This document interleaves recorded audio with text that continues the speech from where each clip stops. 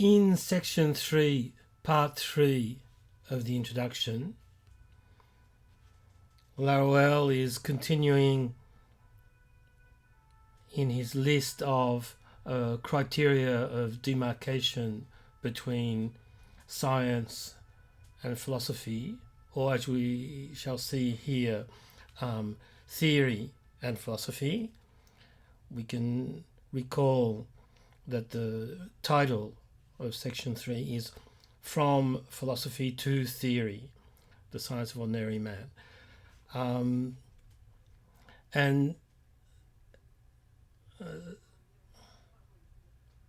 Not by chance, one of the criteria, the third criterion, is theory itself. So just to recall the list, the criteria of demarcation between philosophy and theory, or philosophy and science, in the sense of the science of ordinary man or ordinary humans, are theory, or the science of ordinary man, is naive rather than reflexive, so outside the circular structure of reflexivity of philosophy, real or absolute rather than hypothetical, so and hypothetical, in essence theoretical rather than practical or technical. This is what we're going to be examining in this video. Descriptive rather than constructive, human rather than anthropological. The tricky one in appearance, or the odd one out, is theory. Otherwise, we've got naive, real, descriptive, human. They all seem to go together in a sort of anti-abstraction sort of way, and to have either as a synonym or as one of the overlapping criteria, theory, can seem to be strange or paradoxical or potentially contradictory. To give context to that, we can go back to the first page of the introduction, where Laruelle lists 5 human theorems that express the difference between the sciences of man, which are avatars of philosophy, and the science of people, which is the science of ordinary humans, or theory, or the thought that he's trying to express in this book. The relevant theorems out of the 5 are theorems 2 and 3. Man is a mystical living being, condemned to action, a contemplative being doomed to practice, though he does not know why this is the case. So mystical living being and contemplative being, as we shall see, are equivalents or synonyms for theoretical being. And within the world of the authorities, this contemplative or theoretical being is doomed to practice. And human theorem 3, as a practical living being, man is condemned a second time, and for the same reasons, to philosophy. So we're getting a distinction between man as, or humans as, theoretical and contemplative, and on the other side, humans as practical and philosophical. So philosophy from the beginning of the introduction is placed on the side of the practical. This is how Laruelle starts off part 3.3, we'll call it. Greco-unitary philosophy is originally and essentially practical. It is an essentially superior praxis and or technique. So this can seem a provocation, as the official story is that the Greeks never invented science, because for them practice was of an inferior status compared to theory, and so the noblest task was theoretical contemplation and not practical application. But Laruelle is undoing that opposition by saying Greco-unitary philosophy is originally and essentially practical, even if he qualifies that by saying that it's a superior praxis and or technique. So lots of things can be said about that, and Laruelle says a few. This is a very short section. I think a good way, it sounds surprising, but a good way of thinking about this in terms of experiences that are open to everybody, or virtually everybody, is the role of philosophy on social networks like Twitter and Facebook, where we see that pure theory, for those who are interested in especially in contemporary and recent French theory, the domain where Laruelle is working out of, people interested in French theory are mainly interested, or more interested, or we could say prouder of, the practical applications. And that's in two ways. People seem to be, who talk about these ideas and these authors, seem to be very interested in the political implications, and to condemn or ignore systems or thoughts that have no relevance to contemporary political struggles as they define them. And there's their own set of practical interests. People who are talking about French theory on the social networks are very often interested in practical applications to their own interests. So what relevance these ideas and books and theories have to their thesis, or to their teaching, or to their publishing of articles and books, or to their career plan. There's very little interest in theory, in French theory, outside the bounds of these two domains of practical concern.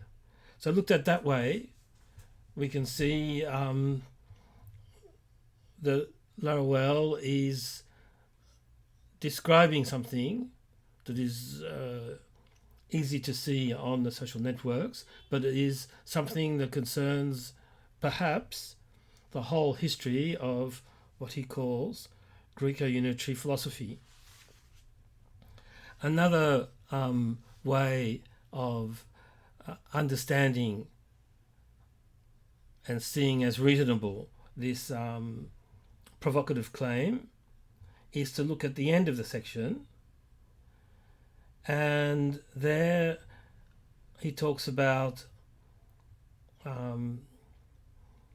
the difference between the contemplation of the science of humans and the self-contemplation of unity and so of philosophy.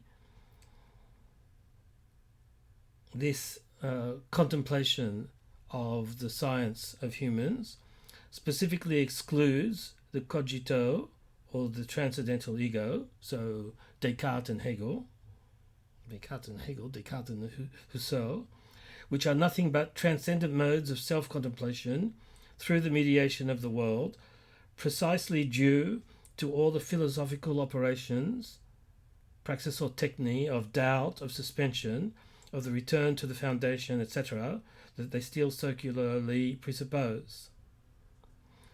So,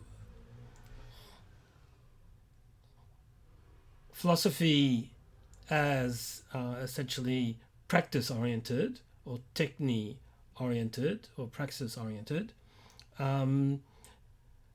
but in a superior sense, includes philosophical operations of the sort of doubt, and we can think of Cartesian doubt, suspension, the epoche, the return to the foundation, the whole quest for foundations that were sort of seen to be just the way thought is meant to proceed before the beginning of the 20th century, and then became a sort of philosophical overdrive, conscious reflective effort in response to the crisis in foundations, or the crises in foundations, if you want, that cropped up everywhere.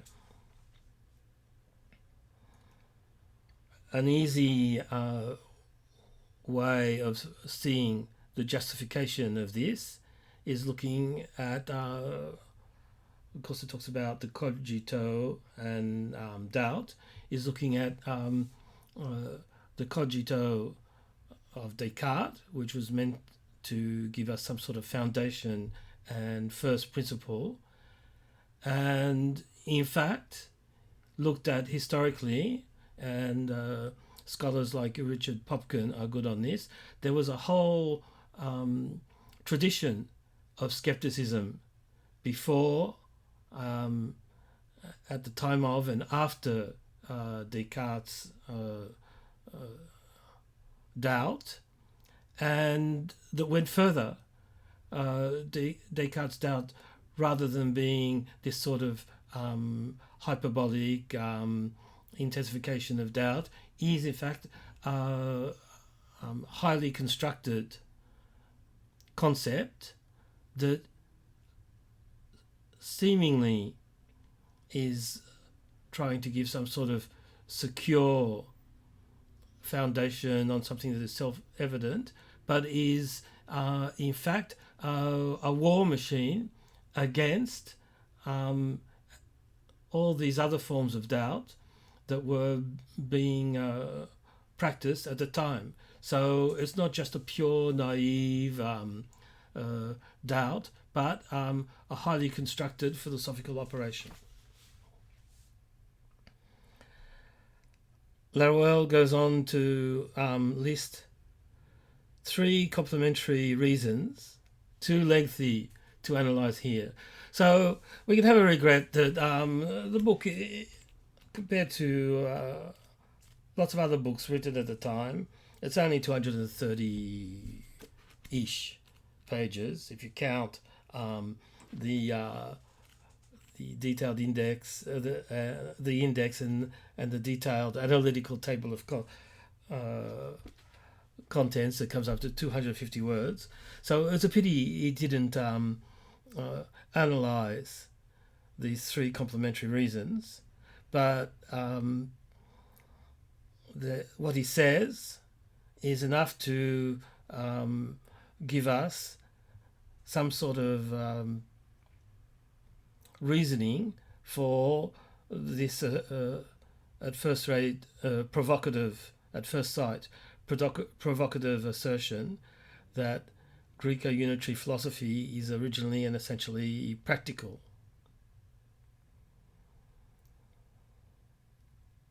The first one is, it is a form of knowledge that does not have absolutely given objects, only objects, which is to say stakes, or that has its own circularity for its object. So this is the circularity that he's already brought up in 3.1, and that is a defining characteristic of philosophy.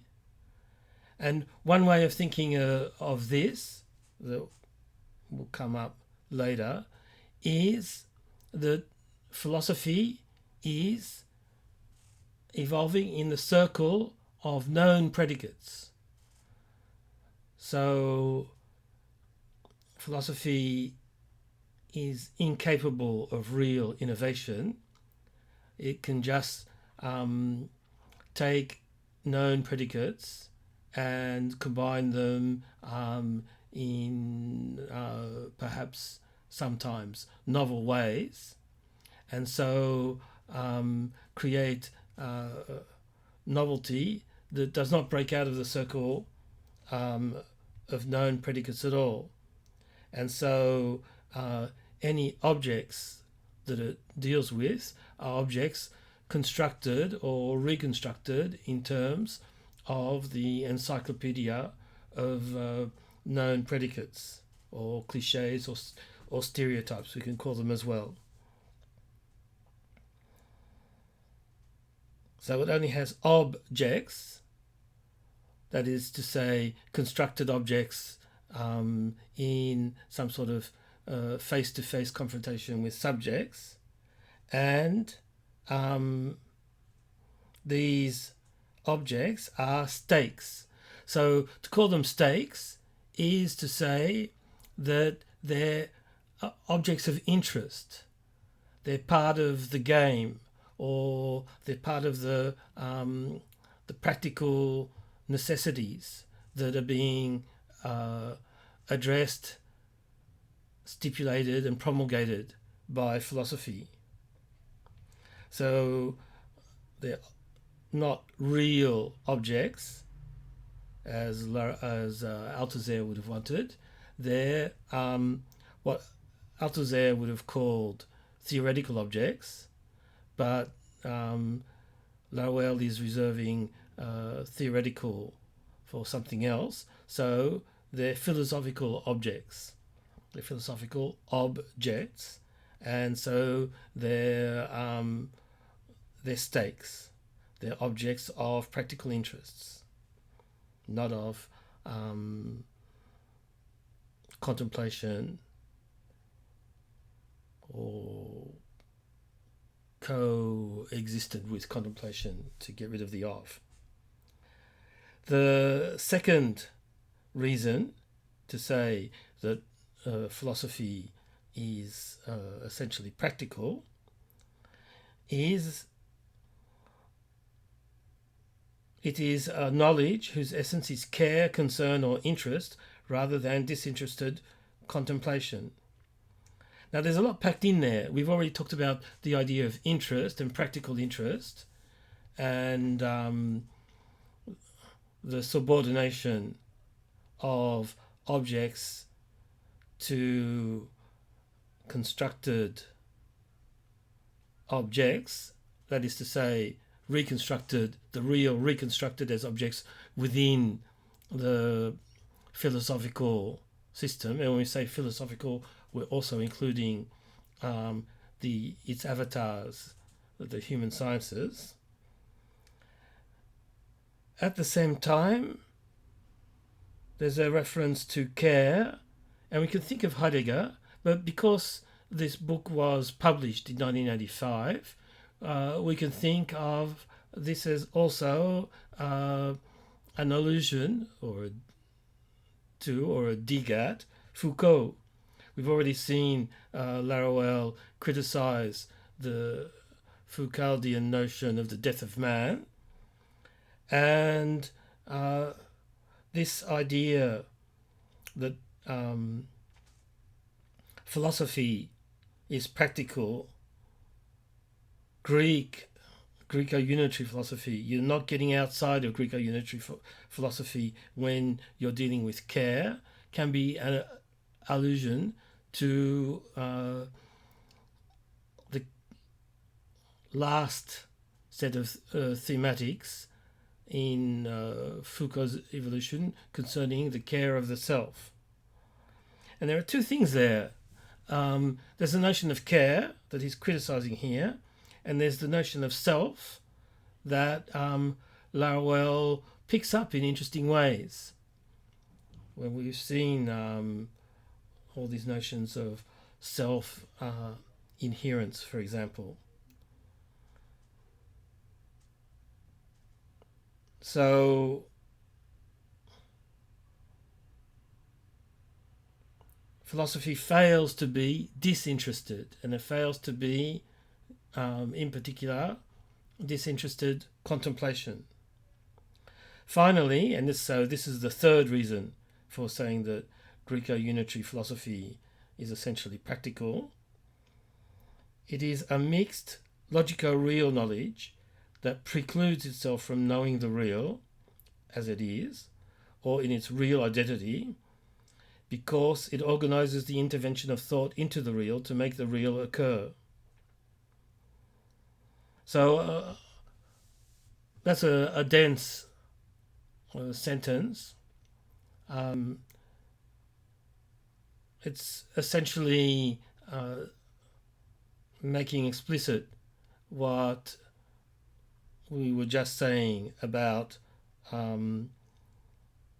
philosophy as using the circle or the encyclopedia of known predicates to construct its objects out of the real, instead of just confronting the real and allowing the real to dictate, if that's the right word, to imply or push us to the invention, we can suppose, of new predicates, not just because Laruelle is constantly throwing up predicates here. Perhaps they're predicates to be understood in a new disinterested sense. And these predicates he's no longer going to call predicates, he's going to call theory, but it's the difference between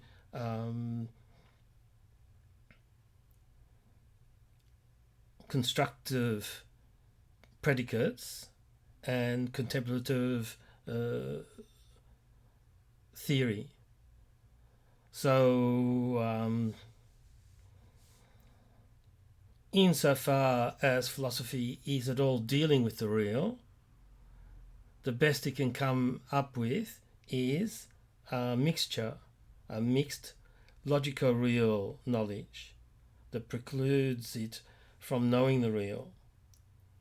So, by implication, Laruelle wants a form of thought that is not an intervention to make the real occur, and that is not a mixture. Somehow it must be pure contemplation. To use, he doesn't use that expression here, but to use his expression of nothing but, where he's talked about nothing but real and a subject that is nothing but subject. We want a contemplation that's disinterested, so a contemplation that is nothing but contemplation. As such, Greco-unitary philosophy lacks a rigorous theoretical foundation. It is not that it has too much theory, it does not have enough of it. So we've already talked about this, or he's already talked about it, this deficit in Theoria on page 6, where he says in the middle of the second paragraph, the deficit in Theoria or Theoria is not actually specific to these weak and inconsistent sciences. It comes first of all from Greek ontological prejudices, which prohibited the simultaneous unfolding of the essence of theory and the essence of man. So there we've got the coupling that we have from the beginning, from the forward of, in Laruelle's New Thought, theory and the human, or theory and affect is another way that he says it. So here, for the moment, he's just looking at the Theoria or theory end, and he says that Greco-unitary philosophy has a deficit in Theoria. It does not have enough theory. So this is what we've already seen in the last section and at the beginning of the book, that Laruelle's strategy is the leap to the transcendental, semantic ascent, where you bracket out. So there's an epoche of some sort there, but a good epoche, we have to understand. You bracket out examples, cases, quotations, and discussions. So if the circle of known predicates is a circle of abstraction, the way out of abstraction is not empirical concreteness, but moving to a higher level of abstractness, to theory that is nothing but theory. And that's the step that Laruelle is taking, and that Greco-unitary philosophy, according to him, does not take and is incapable of taking. That produces, nonetheless, a reflection that we see that despite a posture of absolute refusal of all versions of Greco-unitary philosophy, Laruelle is at least, and so a refusal of discussion, Laruelle is at least implicitly, can we say unconsciously, I think he's quite conscious of what he's doing, but Laruelle is in dialogue with the thinkers of his time, and I would add with what he knows and understands of the thinkers of his time. And I'm thinking just of his philosophical contemporaries. So the relevance to a critique of so a discussion or a dialogue, but a one-sided one, with the Heideggerians and their notion of care, Foucault and his notion of the death of man and his notion of care, as we've seen with Laruelle's refusal of difference, the dialogue, even if it's a one-sided dialogue, with Delores and Derrida is present to his mind, but is not thematized. And one could say that that's a shame, that it's to a certain extent, one could say it's a mistake. There were things going on that Laruelle knew about that he didn't bother, or he didn't want to, or didn't find time to take into account. Remember, he said that the three complementary reasons would be too lengthy to analyze here. But what's too lengthy depends on your argument. Some things could be relevant that have been left out and would not have really been too lengthy to include. So there's a problem with dialogue, and there's a problem in relation to today, I would say. Laruelle, we know more about the theoretical context in which Laruelle was writing. So I'm not sure how it would be too lengthy to describe all this, but one reproach that one could make to Laruelle is that for him, Delores is essentially the Delores of difference and repetition. There's no real taking into account that Delores already a year later in Logic of Sense has given up the problematic of difference, or has radically de-emphasized the problematic of difference. You don't find anything much about difference at all in Logic of Sense. It's all about multiplicities. Laruelle published this book in 1985, so he could not be aware of the work that Deleuze was doing on the cinema. It's true, image movement, the movement image was published in 1983, but that doesn't really make much philosophical sense if you don't have Image Time, which was published a couple of years later. Even if there's a reference to care here, Foucault's seminars hadn't been published. Now they've been published and they've been translated into English, so we know what was going on at the same time. Michel Serres, who had given in his Hermes books, which haven't been translated into English, but we have various indications of what were in them in English, and later books where Michel Serres had a sort of turn towards finding multiplicities outside the philosophical approach that dominated in the Hermes books.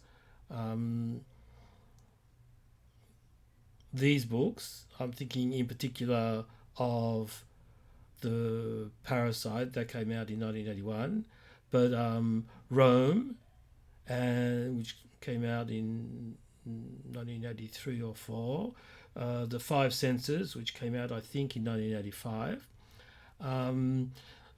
Bruno Latour's books on science were, his research was being elaborated in that first half of the 1980s, and now we know about all these different lines of research, and the later books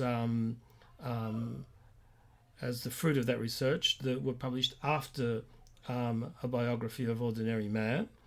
So there's a lack of dialogue, one, because it would have been too long, too lengthy, and two, because Laruelle was not interested in dialogue, perhaps because he considered that the work that he knew of, that had been published at that time and that he knew of, was not radical enough. And the third lack of dialogue is that there are works that were the fruits of the research of these contemporary thinkers that radicalized their position in a way that Laruelle is trying to radicalize his position in this book. So in that case, it's an impossible dialogue because the work was published later, but there is a dialogue that we can set up because we know the content of these later works. Another example is Badiou, who published The Theory of the Subject, I think in 1981, and who in his seminars in the 80s was constructing little by little the new paradigm that would emerge in being an event. So there is a sort of wider context where people are working on ideas of immanence, a revalorization of the subject, of multiplicities as being more essential than differences, and Laruelle could not see himself in that context, but we can see this book in that context.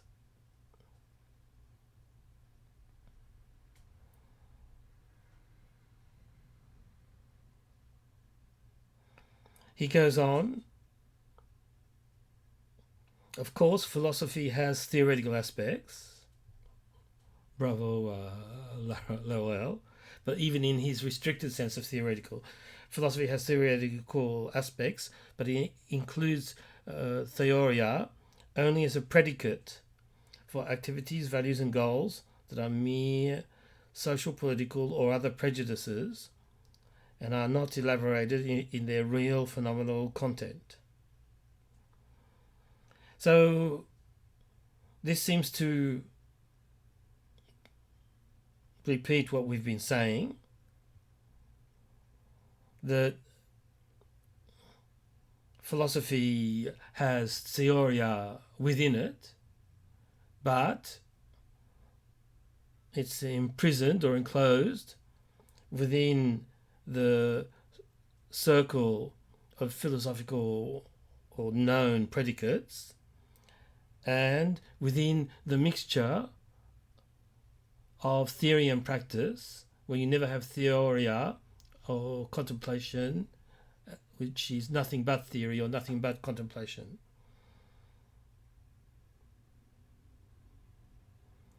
An interesting thing that we'll see later that could pass us by is the treatment of Theoria, and so of theory, as a predicate. It includes Theoria only as a predicate for activities, values, and goals, mere social or political prejudices. And then on the next page, at the top, at the beginning of the new paragraph for that page, Theoria ceases to be a universal predicate as soon as it is the essence of science. So Theoria within philosophy is a universal predicate. So we could say, wait a minute, what's going on here? Theoria or theory is a noun. It's not a predicate. So how can Laruelle make such statements, form such sentences that treat Theoria as a predicate, a practical predicate, a universal predicate, or when it's used to characterize the theory or the science of human beings, it's no longer a predicate. I think this is yet another case where Laruelle is pointing out a difference between the linguistic grammar of expressions and the conceptual grammar. So we said that his use of parentheses around words is to indicate this sort of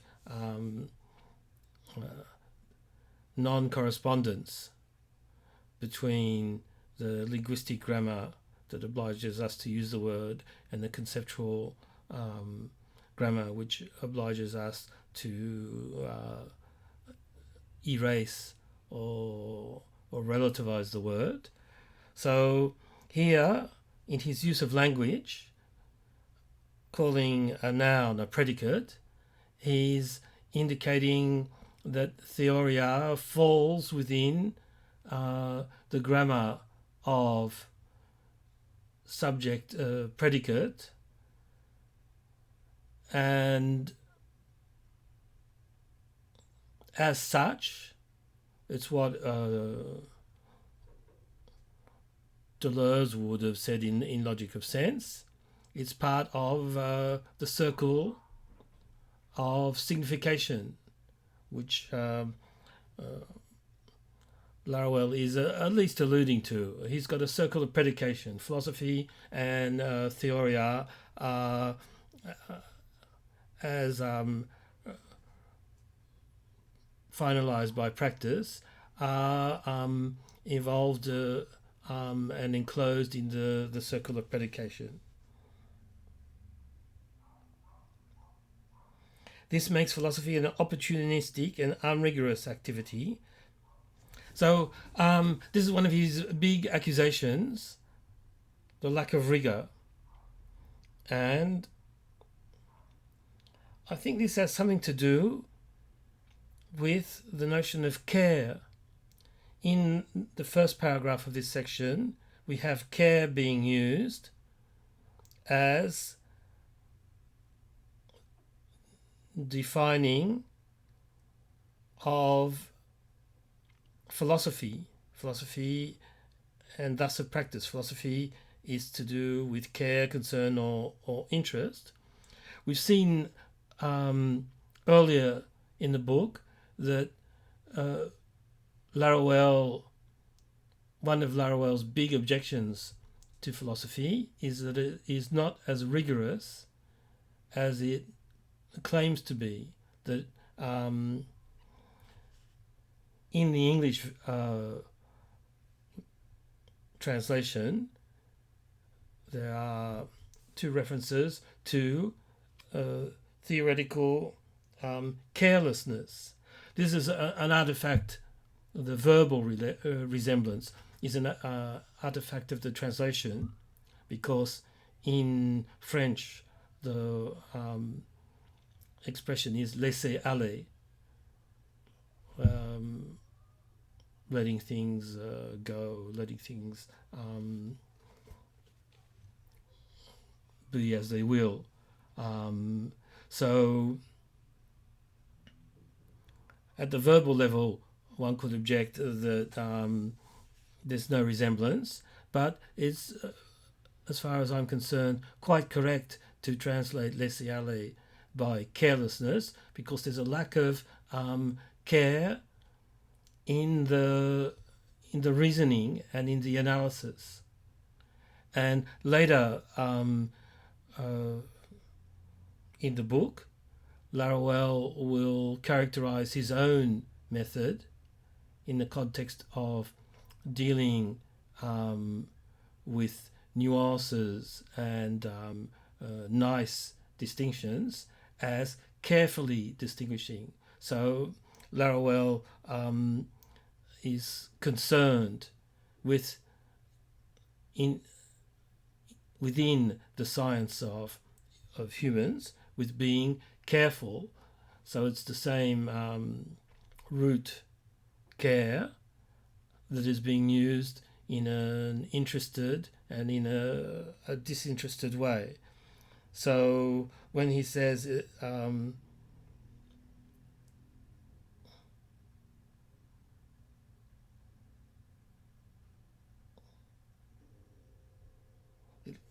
what does he say? It leaves Theoria unelucidated in its essence. It includes Theoria only as a predicate for activities, values, and goals that are mere socio-political prejudices. And this makes philosophy an opportunistic and unrigorous activity. So once again, this accusation of being unrigorous is the accusation of being careless. So it talks about care, but this care is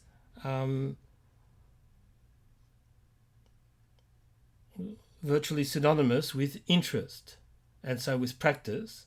And another sort of care, which comes with the pure disinterested contemplation, is care for theoretical rigour and for human experience and affect. This makes philosophy an opportunistic and unrigorous activity, an anti-mythological strategy rather than a science. So that seems to be a reference to the traditional story of philosophy that is still taught, I think, in high schools in France, and you find it in the sophisticated philosophical works, that the origin of philosophy is that it interrupted the mythological discourse and created philosophy by way of logical reasoning as we know it across its various transformations up to today. So I think here Laruelle once again misses an opportunity. He sort of accepts this story, but he considers philosophy as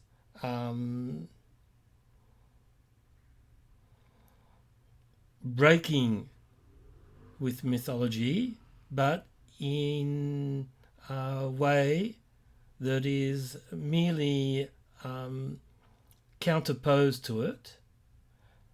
He'll talk about a counter-mythology later on. So it's an anti-mythological strategy rather than a science. So this break with mythology is not enough to constitute a science. We know that in the West, the physical sciences will come later. Once again, according to the story that comes with Galileo and Galileo's break. That's the version that Althusser picks up. But I think Laruelle missed an opportunity to work backwards then and perhaps find some theoretical resources outside Greco-unitary thought in the pre-philosophical Greeks, in the Homeric Greeks, if you want. So the condemnation of philosophy as being mere anti-mythological strategy doesn't lead Laruelle to take a new look at the mythological thought before, but conducts him to look forward to the real break when science will be generated in the physical sciences, and to the real break when Laruelle comes along and creates a science of ordinary humans that will replace, at least in priority and primacy, the human sciences, even if it doesn't actually replace them empirically.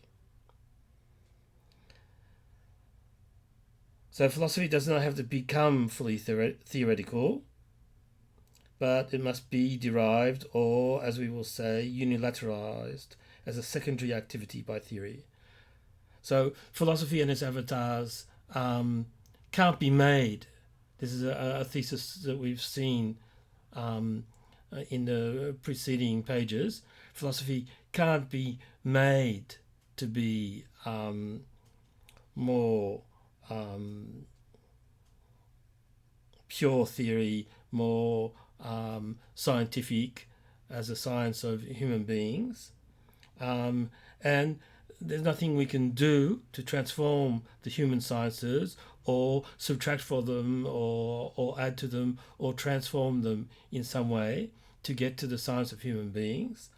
What can be done and what Laruelle is doing is leaping to the science that he's propounding and laying out in this book, and that will put philosophy and its avatars of the human sciences in their place as secondary, and the science of humans is then primary on this schema.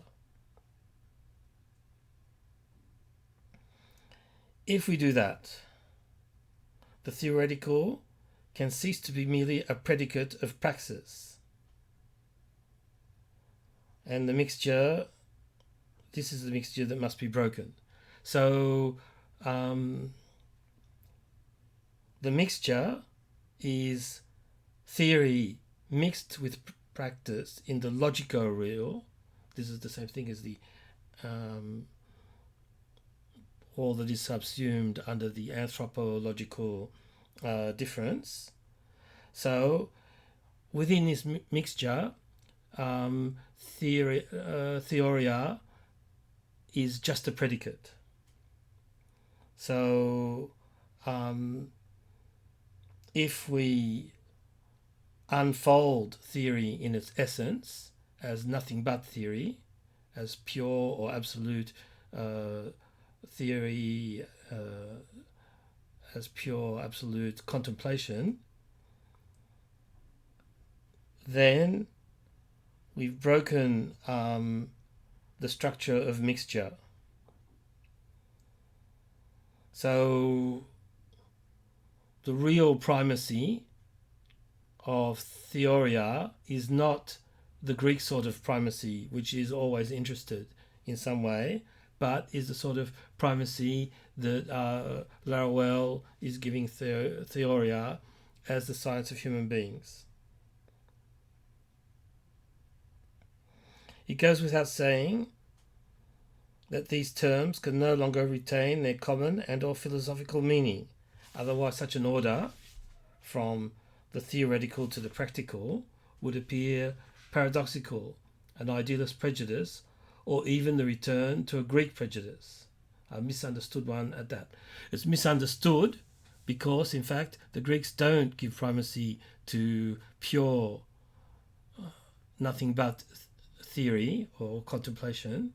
They give primacy to practice-oriented and practice-constituted theory, and so not to theory at all, but to practice. And it's within that sort of problematic that giving theory precedence over practice can be considered to be an idealist move or an idealist prejudice. If theory is directly in the real, which is Laruelle's thesis, then the primacy of theory is not an idealist primacy. Philosophy, up till now, has always been a praxis with theoretical aspects, and not at all the experience of the real essence of Theoria. So he's putting a lot of emphasis on this notion of Theoria as absolutized, So he's admitting that he's deforming language at this point, that the terms no longer retain their common and or philosophical meaning. We're getting transmutation of meaning assigned by the new paradigm. We're not to understand these key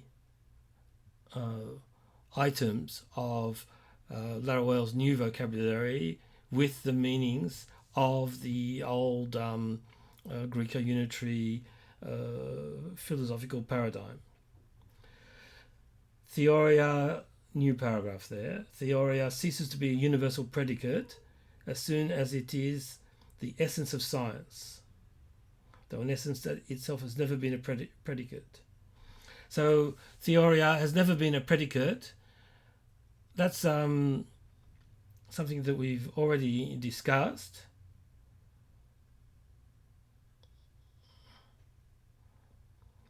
I think the best way is to understand that in terms of the encyclopedia of known predicates. What he's referring to when he talks about the common and or philosophical meanings of the terms. The common or philosophical meanings are part of the list of known predicates, and for Laruelle, theory or science is outside the encyclopedia of known predicates. It's not reflexive, but it's inventive. Theory is a radical subject, an experience of inherence to itself, and essentially individual. So here we get an expression with two parentheses in it. Theory is a radical subject, and theory is an experience of inherence to itself. So theory is an experience. I said that if we understand the hyphen correctly, we could translate that as theory is an experience of self-inherence, but then we have to understand the hyphen there as not constituting the first term, self, as the object of experience, but as identical with the experience. Or, and another possibility would be theory is the self-experience of inherence. So the self-inherent experience, or the self-experiential inherence, we have to jumble the words in their ordinary linguistic grammar to get a sort of a block of self, experience and inherence in which none of the terms is prior as a subject and the other as derived or derivative as objects. They're a self-identical block, self-experience, inherence, as the whole three together in this block is the block is the radical subject that is theory, and essentially individual. So theory is not a question of predicates, and it's individual in Laruelle's radical sense, where we're obliged to say the meaning, if we can distinguish it from the signification, and where the meaning is individual. It ceases to be an attribute, so it's neither subject predicate nor substance attribute, and a unitary goal as soon as it identifies itself with the individual finite or radical immanence of the subject. All this is good for me. I can understand it. I just signal once again that the word finite, when viewed from later problematics such as Badiou's, needs a question mark next to it, because finite can be extended, stretched out to infinity, and vice versa if we're dealing with known predicates. So the opposite of the circle or the encyclopedia of known predicates is not obviously finite. It could be a non-constructive, non-constructed out of known predicates sort of infinity. As soon as contemplation is its own essence to itself, or as soon as it is inherent to itself, the two in parentheses, that is the same point as I talked about earlier. We don't have a self with inherence as a predicate, nor do we have inherence taking self as an object, but we have a self-inherence if we understand the hyphen as an identity hyphen and not as a subordinating hyphen. All this before contemplating the world, object, unity, etc. This excludes the self-contemplation that is proper to unity rather than to the one. Okay, here he's condemning the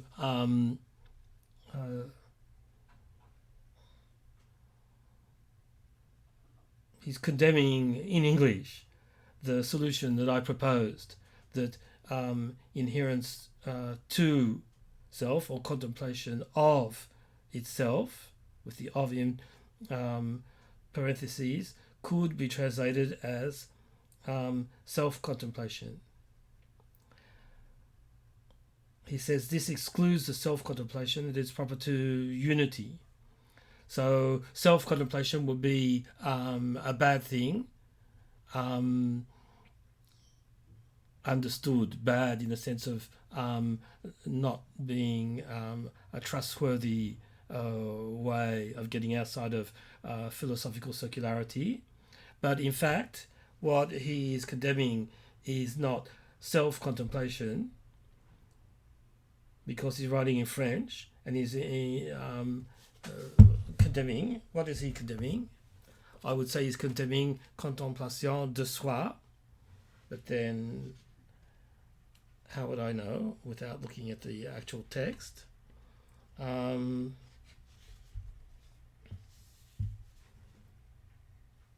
It's at the end.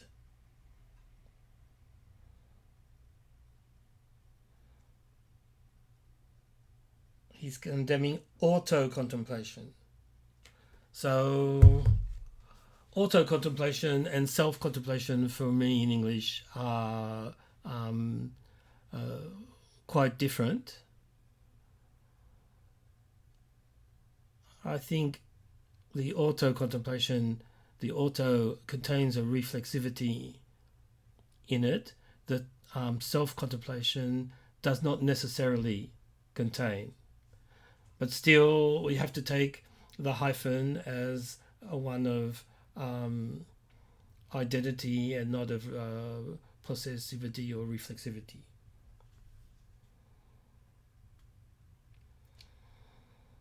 So what has to be excluded and exclude and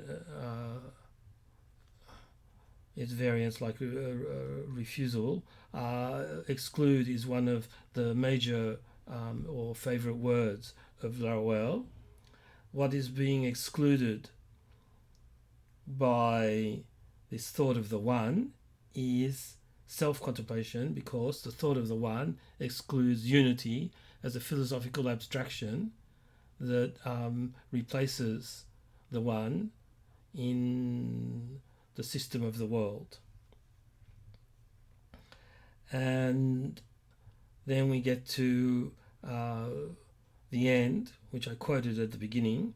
This specifically excludes, once again excludes, the cogito or the transcendental ego, which are nothing but transcendent modes of self-contemplation through the mediation of the world, precisely due to all the philosophical operations, praxis or technique of doubt and so on. So the cogito or the transcendental ego are transcendent, so we're not even close to immanence, even a bad or failed form of immanence. They're modes of self-contemplation, so we are contemplating the I or the me or the transcendental ego.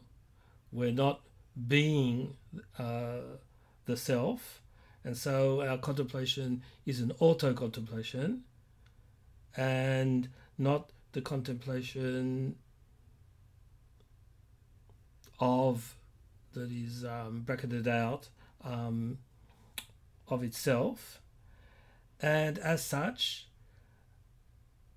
these supposedly first principles exist through the mediation of the world, that is to say, through the mediation of the circular encyclopedia of predicates that make up the inventory of known predicates of the world.